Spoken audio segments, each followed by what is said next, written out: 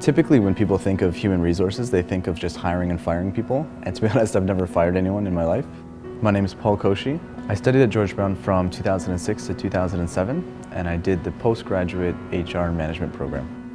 I researched a few schools, but my decision was mainly based on word of mouth. A friend of mine did the program the year before, and she was already working, so that was a big selling point. How fast was I going to find a job? Co-op is one of the biggest elements in any one of these post-grad programs. I think a lot of folks who do them are sort of looking for a job right away afterwards. They had a real focus on building those relationships with employers. I did my co-op at the Metropolitan Hotel in downtown Toronto. I spent about 5 months there working as their HR coordinator, and it was an incredible experience. I got all the real-world skills and hands-on experience that I could ask for. And then once I finished there, I actually decided to buy a one-way ticket to Dublin, Ireland, and I managed to find a job in HR there. I was a training consultant for an investment bank.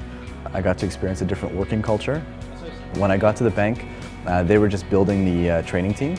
A lot of the skills that I had learned at George Brown during my program were very transferable, and I was able to sort of build a position for myself and sort of get all this experience that I needed, that I knew I needed when I came back. My favorite class was Labor Relations at George Brown. It was taught by Don Shiro.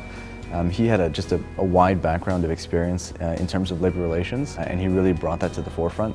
All of his examples and all the cases that we did, he either had some real first-hand experience with or a similar case. It was all something that he was very knowledgeable about and could answer all of our questions.